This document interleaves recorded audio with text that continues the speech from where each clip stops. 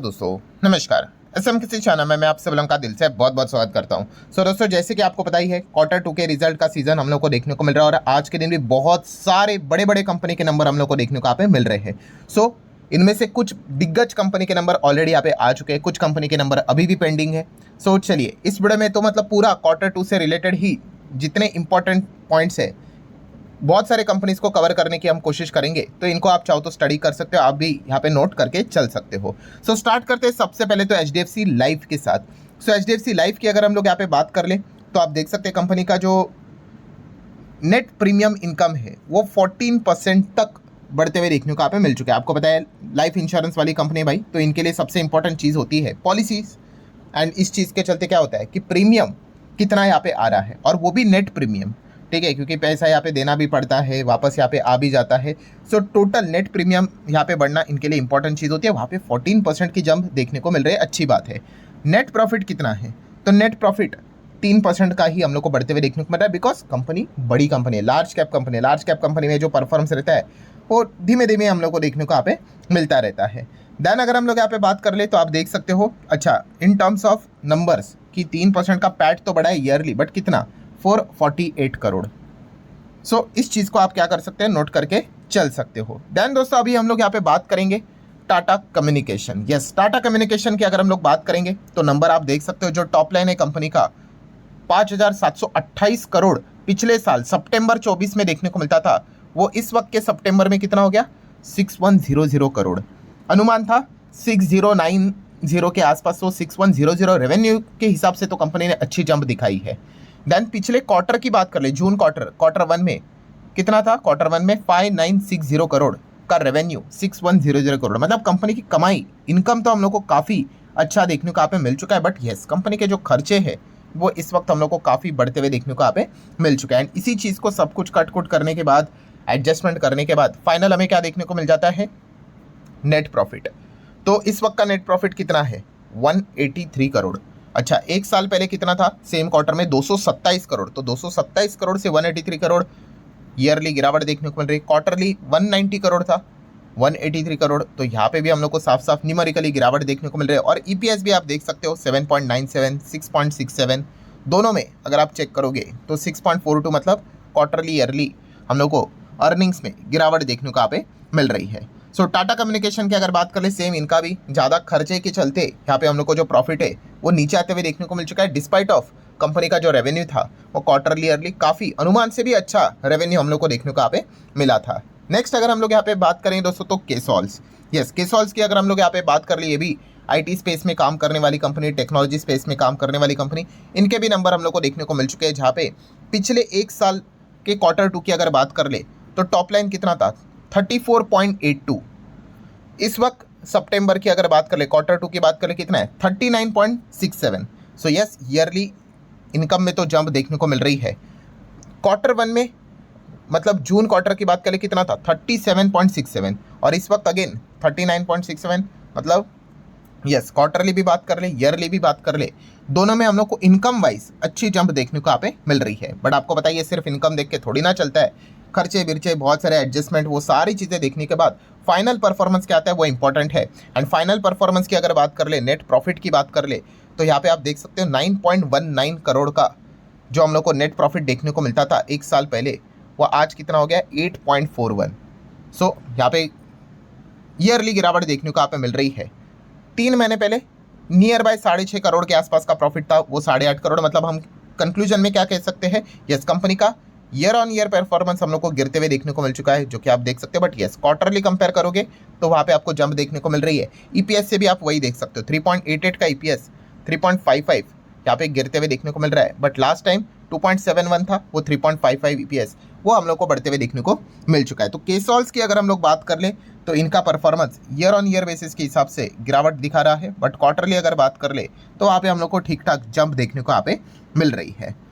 Next आ गई हम लोग यहाँ पे आएंगे दोस्तों, yes one of the most important company axis bank. Bank Nifty में भी है, उसी के साथ साथ निफ्टी 50 का पार्ट भी है। एक्सिस बैंक के नंबर मतलब एक अनुमान देता है कि भाई बैंकिंग इंडस्ट्री में क्या हलचलें यहाँ पे चल रही है।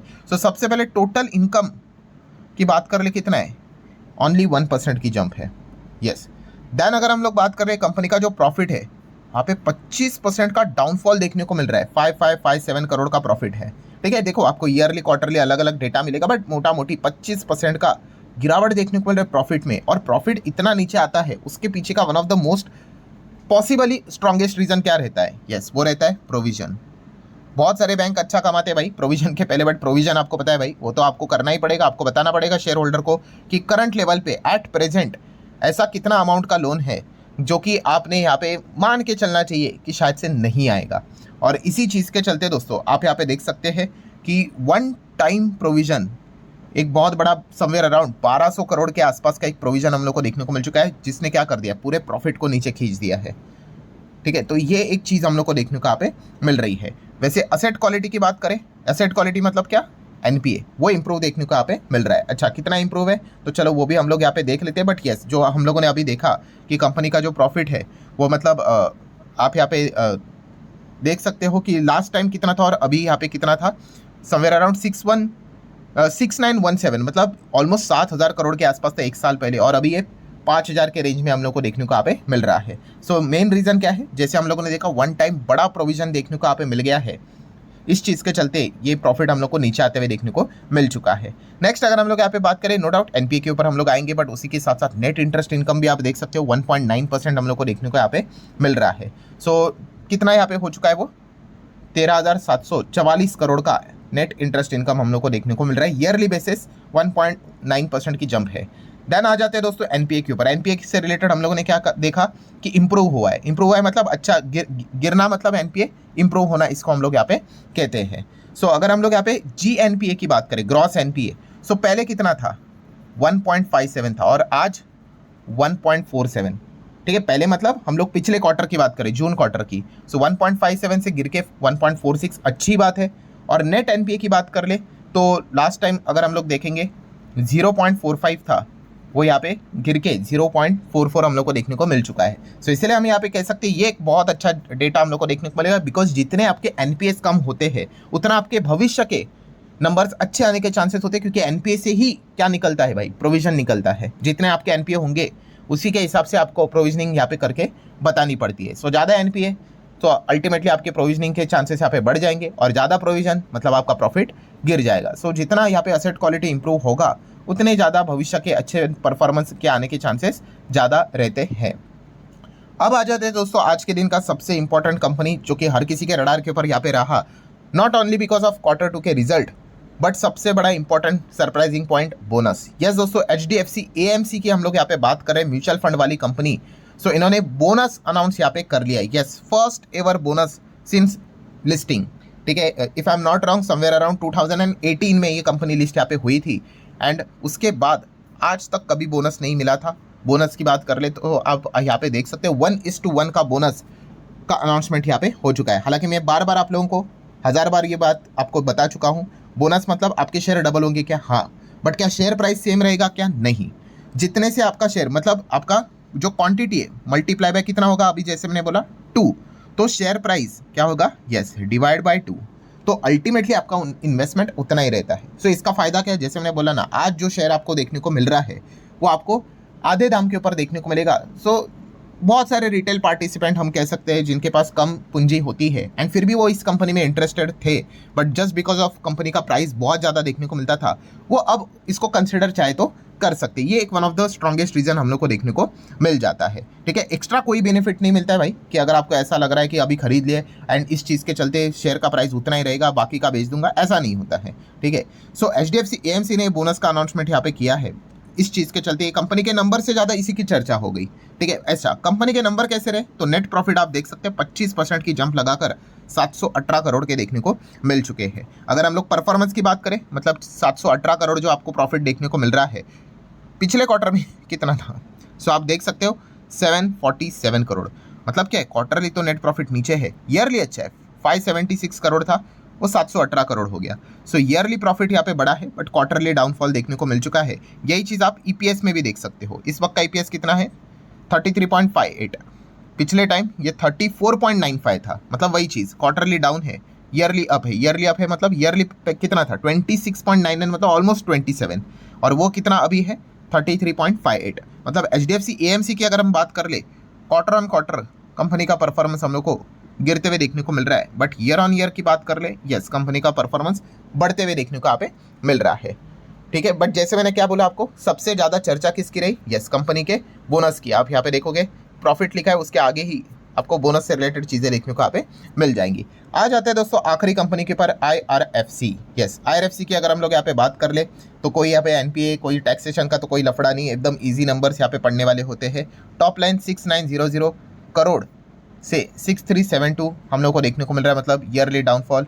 क्वार्टरली अगर बात करें 69, ये भी 69 के रेंज में था, ये भी 63 के रेंज में, मतलब यहाँ पे भी डाउनफॉल। क्वार्टरली ईयरली दोनों में गिरावट देखने को यहाँ पे मिल रही है। कंपनी के क्या ही खर्चे रहेंगे, एंड उसके हिसाब से अगर फाइनल प्रॉफिट की अगर हम लोग यहाँ पे बात कर ले तो कितना देखने को मिल रहा है, 1613 करोड़ का हम लोगों को जो प्रॉफिट देखने को यहाँ पे मिलता है वो बढ़कर 1777 करोड़ यहाँ पे हो चुका है। और 3 महीने पहले 1746 करोड़ था, वो 1777 देखने को मिल रहा है। मतलब ईयरली प्रॉफिट में बहुत बड़ी जंप है, क्वार्टरली हल्की सी जंप है, आप ऐसा यहाँ पे कह सकते हो। ठीक है, एंड इसीलिए अगर आप EPS देखोगे 1.23 क्लियर कट 1.36, ये तो क्लियर जंप देखने को मिल रही है। यहाँ पे 1.34 था, वो 1.36 होते हुए देखने को मिल चुका है। बड़े साइज की कंपनी आपको पता ही है, इनकी जो ग्रोथ होती है वो धीमे धीमे हौले हौले ही हम लोग को देखने को मिलती रहती है। उसी के साथ साथ कंपनी ने यहाँ पे क्या किया है, इंटरिम डिविडेंड भी घोषित किया है 1.05 का। आई गेस कुछ कुछ वेबसाइट के ऊपर 1.5 लिखा है, गलती से हो जाता है भाई, हर कोई इंसान ही होता है। सो 1.5 लिखा है तो 1.5 नहीं है दोस्तों, 1.05 है। अगर आप कंपनी के ऑफिशियल वेबसाइट, कंपनी कह सकते हो BSE के ऑफिशियल वेबसाइट के ऊपर भी जाओगे तो वहाँ पे आपको 1.05 का इंटरिम डिविडेंड लिखा हुआ देखने को मिल जाएगा। सो ठीक है दोस्तों, जितने भी इंपॉर्टेंट पॉइंट्स थे सारे यहाँ पे मैंने कवर कर लिए। मिलते हैं अब अगले वीडियो में, तब तक के लिए बाय बाय।